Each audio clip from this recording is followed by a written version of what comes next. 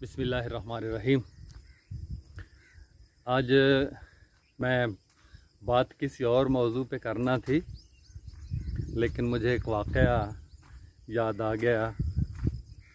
मैं आपको आज की सैर में वो वाक़या सुनाऊंगा। वो बड़ा मेरे लिए यादगार है।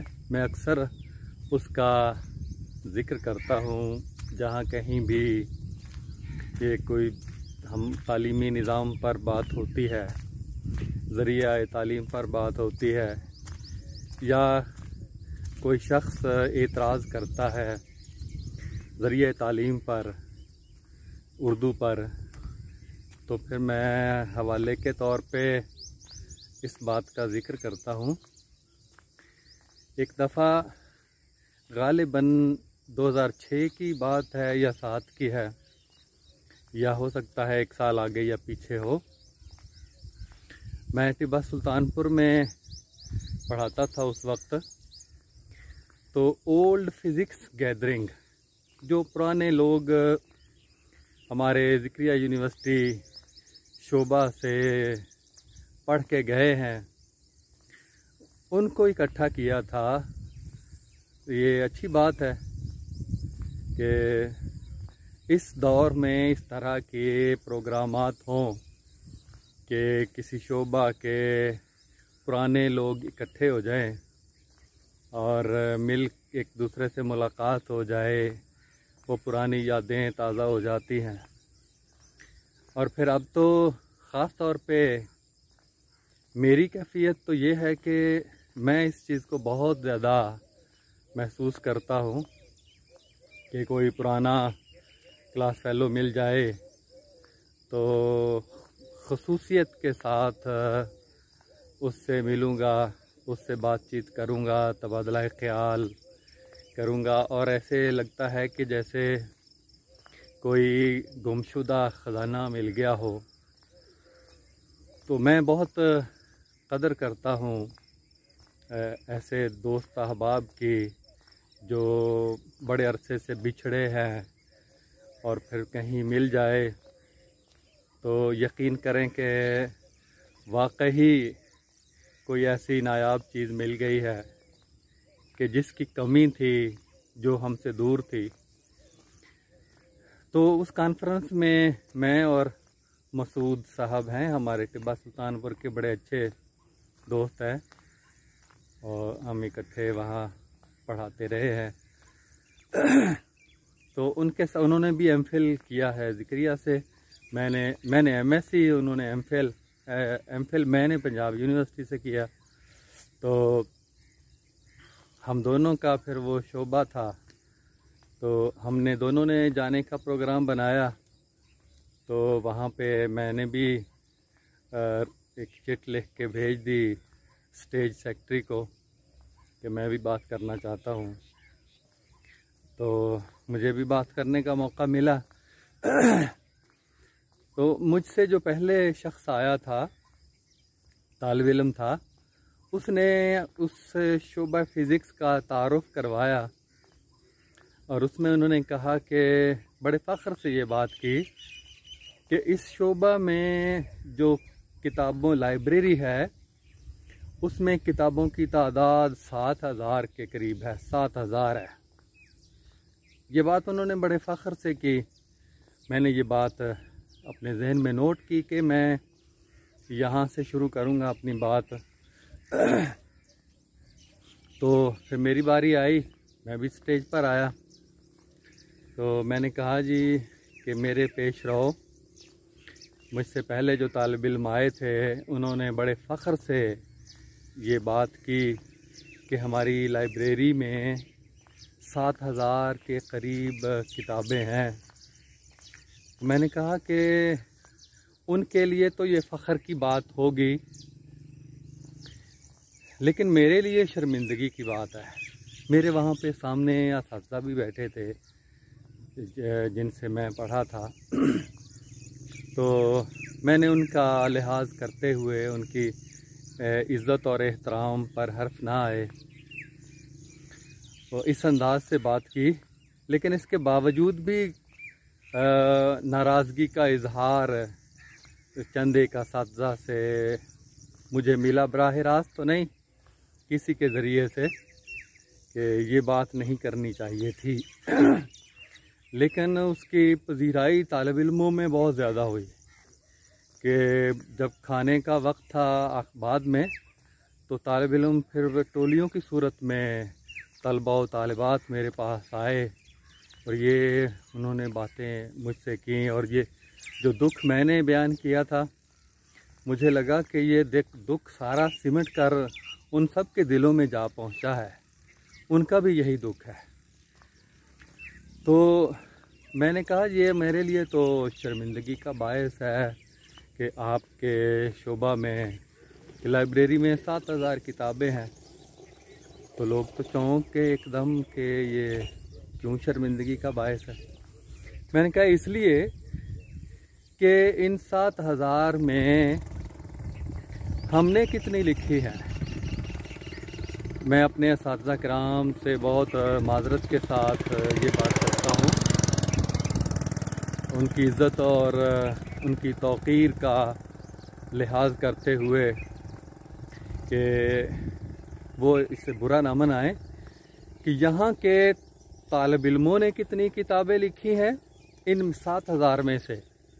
चले, मैंने कहा मैं भी अपने आप को शामिल कर लेता हूँ, मैंने कितनी लिखी हैं, मैं भी उसमें शामिल हूँ, और यहाँ के असातिज़ा ने कितनी लिखी हैं।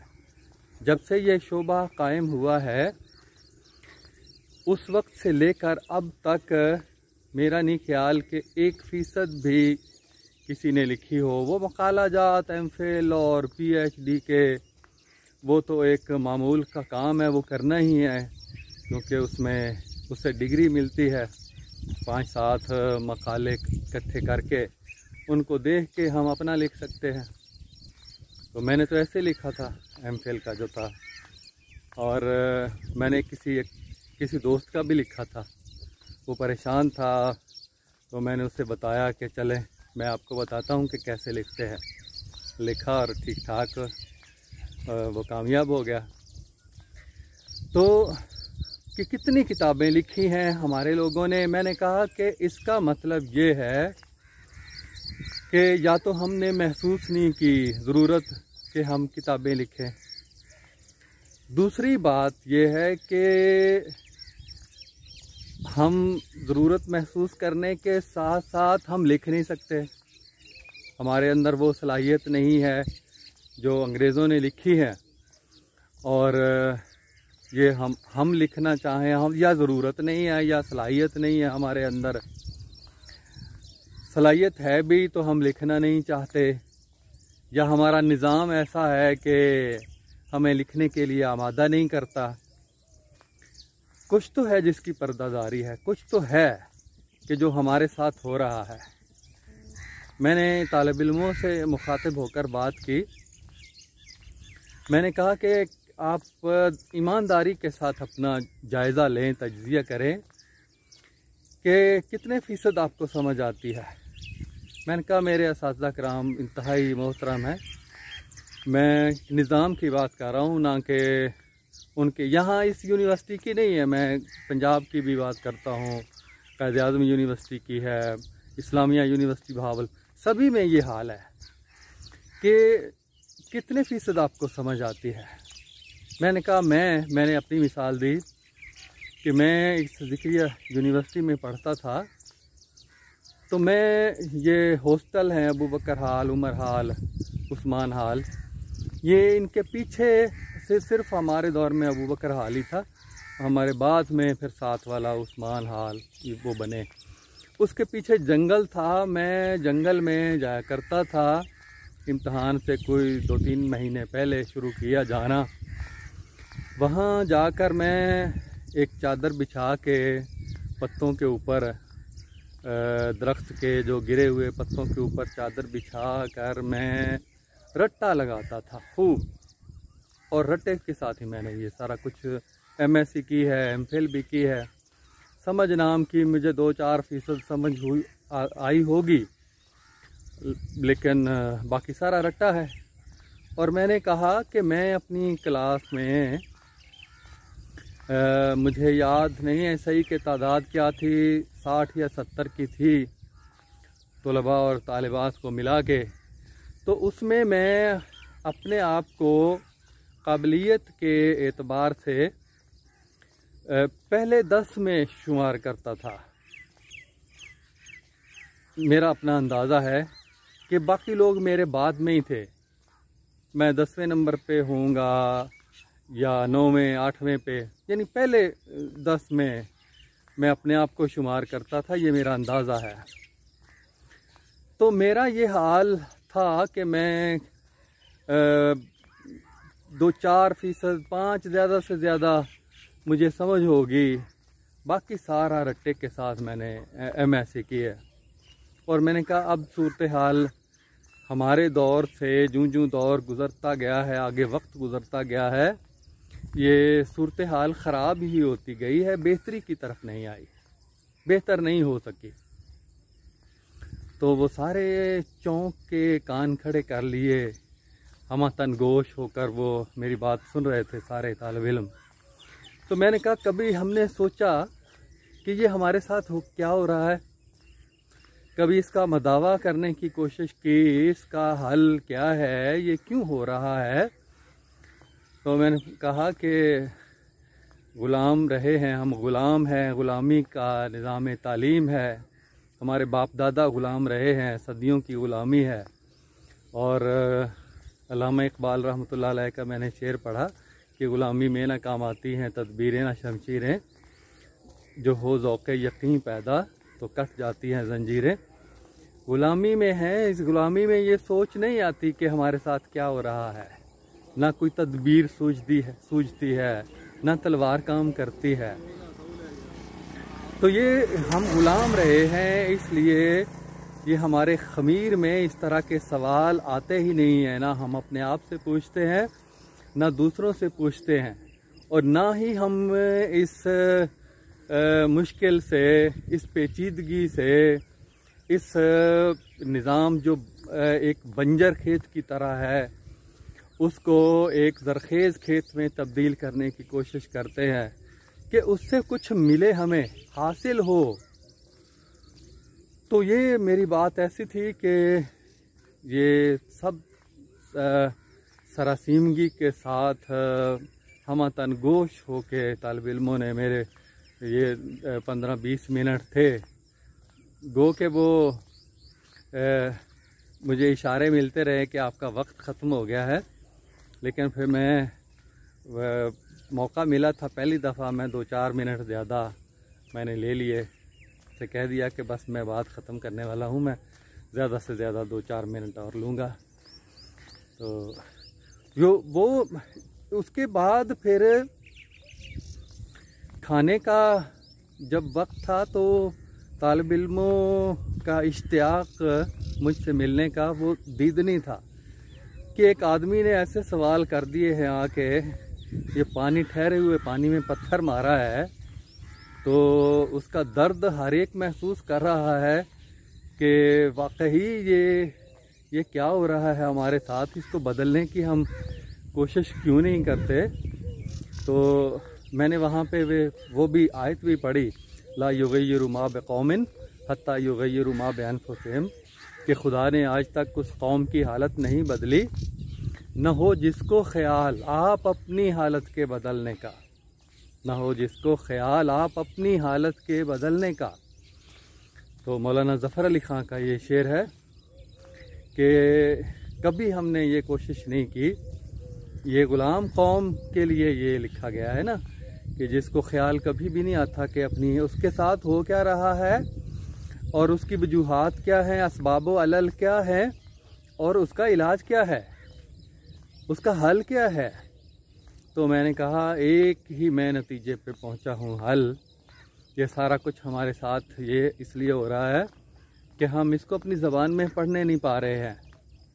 हमारा वो जो निज़ाम है, ऐसे निज़ाम में हमें डाला गया है कि हम सिर्फ रट्टा लगाने पर ही मजबूर होते हैं। जो समझ का ना तो इम्तहान होता है कि समझ का ना हमारे निज़ाम तालीम में अमल दखल है, ना समझकर अपनी बात को ना लिखने का है, ना ये कोई तख्लीकी काम करने का यहाँ कोई निज़ाम है कि हम किताबें लिखें, जो कुछ हमें समझ आया है उसकी बिना पे हमारे अंदर कोई सलाहियत पैदा हो।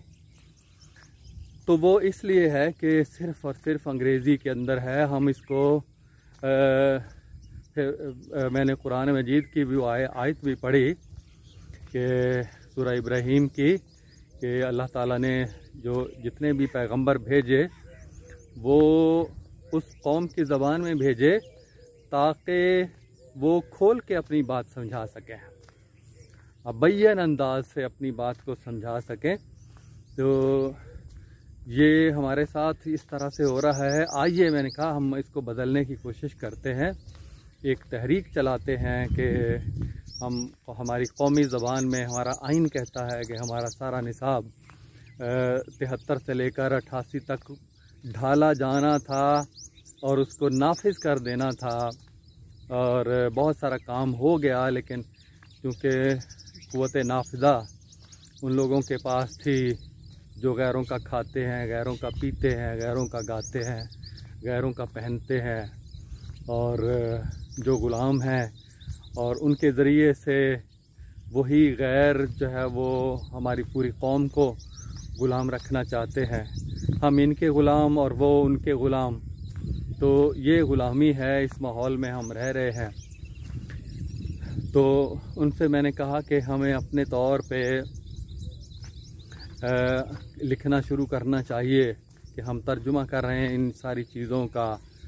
मैंने बताया कि जो शख्स आज ये फ़ैसला कर लेता है कि ये सारी किताबों को उर्दू के सांचे में ढालेगा, उसको समझ भी आ जाएगी और फिर वो अपने दिलो दिमाग की कैफियत को महसूस कर सकेगा बड़े वाज़े अंदाज से कि उस वक्त वो क्या था, जब उसने तर्जुमा करने के बाद वो क्या चीज़ है, कि उस वोल्टेज जो जब तक आदमी तर्जुमा नहीं करता उस वक्त तक तो वोल्टेज और करंट और इसके दरमियान में फ़र्क, मुज़ाहिमत, रेजिस्टेंस, रिएक्टेंस, रिफ्लेक्टेंस वगैरह वगैरह, ये किसी चीज़ की सही तरीके से समझ नहीं आती।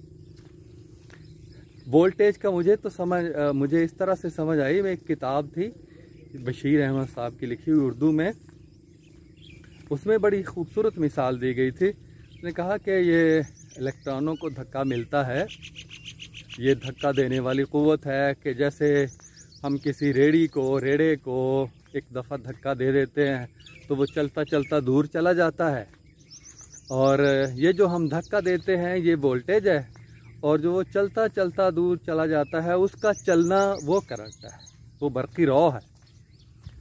तो इस अंदाज से जब हम अपनी ज़बान में नीचे उतर कर समझना नहीं चाहेंगे, कोशिश नहीं करेंगे, तो हमें मास्टर कर जाएंगे, लेकिन बुनियादी तारीफ़ों तक हमारे फ़हम की रसाई नहीं होगी। तो इसे हम रट्टे पर ही इक्तफ़ा करेंगे। तो वो मेरी गुफ्तगू वहाँ एक यादगार गुफ्तगू रही है।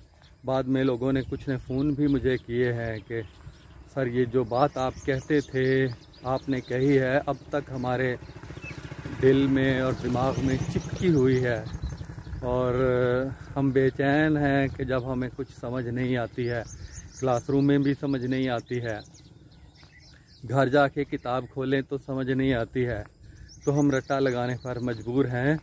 तो ये वो कहता है कि हम मजमूई तौर पर इस दलदल में फंसे हुए हैं और इससे निकलने की कोई कोशिश नहीं करता है।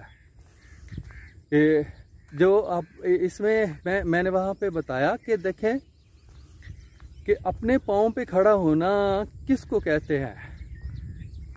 बाहर से कसीर ज़र मुबादला ख़र्च करके आप किताबें मंगवाएं, आपने कहा 7000 किताबें हैं, ये ख़ुद इन्हिसारी की तारीफ़ में ये आती है। ख़ुद इन्हिसारी ये नहीं है कि आप हमारे लोग ख़ुद लिखें और अपनी ज़बान में लिखें और अपनी उस में उनकी काबिलियत ज़ाहिर होती हो, हमारे माहौल की अक्कासी उसके अंदर होती हो। किताबों में हमारी तहजीब, हमारे अल्फाज, जो शायरी में, जो अदब में हम पढ़ते हैं, वो उसमें इस्तेमाल होते हों।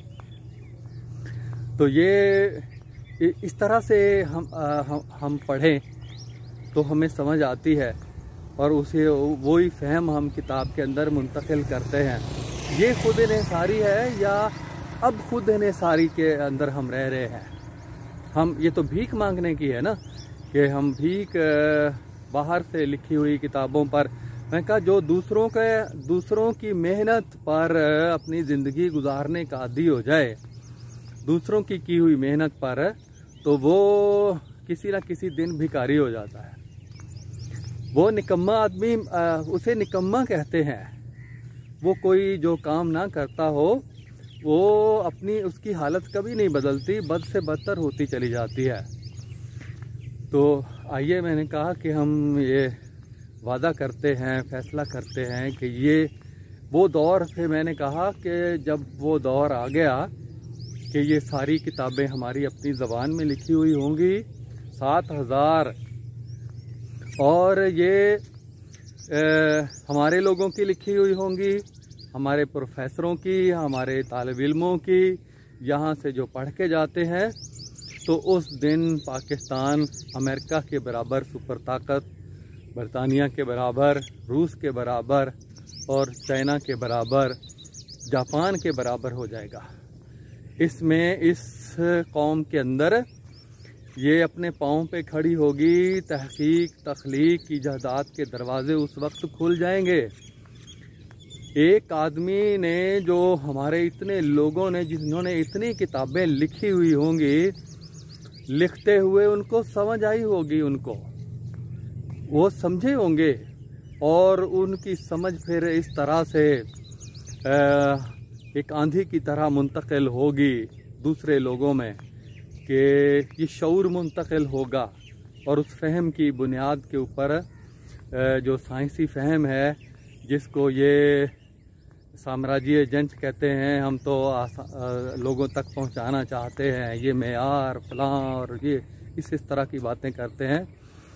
हकीकत ये है कि ये खुद इन्हिसारी पर ये पूरी एक इंतखाब की मुहिम भी चली थी नवाज शरीफ साहब की, जिसमें वो अल्लामा इकबाल का शेर पढ़ते थे कि ए तायरे लाहूती, उस रिज़्क़ से मौत अच्छी जिस रिज़्क़ से आती हो परवाज़ में कोताही।